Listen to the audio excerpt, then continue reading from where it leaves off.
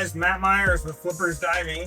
Want to make a short video on single tank equipment configuration. Had a bunch of good questions over the last couple months based on the videos we've been posting diving offshore here in Jacksonville and St. Augustine, and specifically around my single tank configuration and pony bottle use and all that sort of stuff. So just wanted to answer some of those questions, show you kind of how I'm set up and why I'm doing what I'm doing. I will say some of the things are not how it's taught in the training classes. So please don't take this as a substitution for training. If you're going to be doing diving with mandatory decompression, you're going to be using multiple gases, get hooked up with a good tech instructor, take advanced nitrox, take the decompression procedures class. That's where you're going to learn the foundation to start making decisions on how you'll configure yourself, how you're going to do your gas planning, and so forth. So basically, this is my setup here. This is the Highland travel backplate and wing. It's a really small, lightweight setup. This is an aluminum backplate. It's cut out, so it's really, really lightweight and minimal. It's got a back pad in here, but actually doubles as a storage pouch for your SMB. So I keep a single SMB loaded up inside of there, and that way when I'm ready to deploy at the end of my dive, I can reach back, grab it, yank, pull on my spool, which is clipped off back on my butt as well, pull that out and deploy my SMB. It's got some just basic shoulder pads, but otherwise it's a DIR harness, so it's really, really simple, single piece of webbing going through the entire plate. So that's my back plate.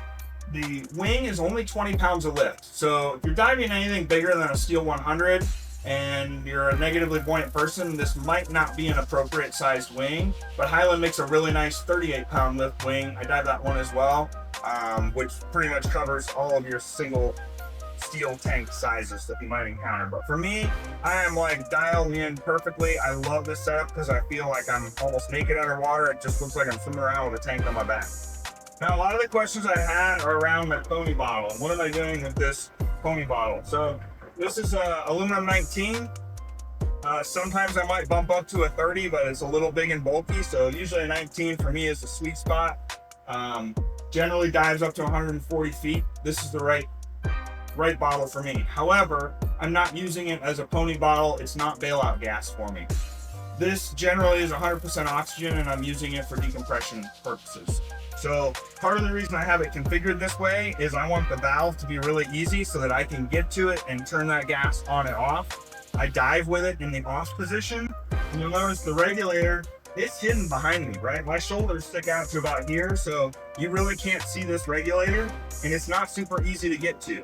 I have to be able to reach back, pop the bungee off the mouthpiece, pull that regulator out. And the reason I do that is I don't want this easy for somebody to get to. 100% oxygen at 100 plus feet is a recipe for disaster, so I'm trying to make sure that this is not something easy for other divers to grab, or even for me to grab in that instance. So for me, it's a decompression gas. When I get up to my 20-foot stop, I'm able to pull this out, put it over my shoulder, and then make my gas switch, turn the valve on, and so forth.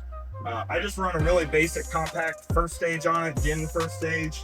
Got a balanced second stage regulator, and then I have a transmitter on there as well, so I like to know how much gas is in that bottle.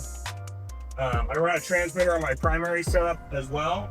However, still kind of old school. I don't get rid of my pressure gauge. I still want to have a pressure gauge so I can visually check that gas before each dive, or if I have a transmitter issue. Knock on wood, never had one yet, but it's there if I need it. The regulators I'm running are the Highland Vortex series. Really great bang for the buck regulator. It's high performance. I've had them everywhere from under the ice in Norway to 300 foot deep at some of the cave sites here in Florida. I've had zero issues with them. So really awesome regulator. And by the way, I'll put links in the comments section to all this gear. So if you guys want to go to flippersdiving.com and check it out, or come into the shop, I'd be happy to show you any of that stuff. I run my backup regulator on a standard 28-inch length hose. It goes on a necklace around my neck, so that's for me in case of an emergency. My dive buddy, I'm going to donate you my long hose, which is what I'm always breathing, and I run a 7-foot hose. I'm a cave diver, and man, I think it's really nice to have that extra length on the hose if you need to donate gas. So this generally is kind of wrapped up and around, and the remainder of the hose is tucked down here by my hip. I run 2 inflator hoses. One goes to my actual power inflator.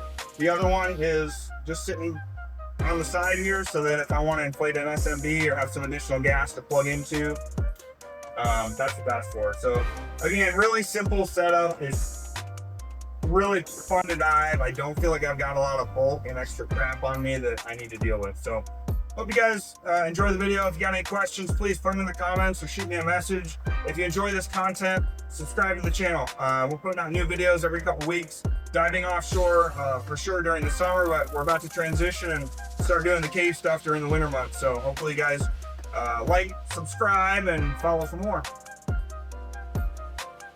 One last thing I want to add is 100% oxygen should only be used by divers who are trained to do so, so please get the proper training. But this pony bottle configuration could be used very easily for any type of gas. You could be just using air or same nitrox mix that you've got in your primary cylinder. Just a really compact way to store that gas and use it if you need it.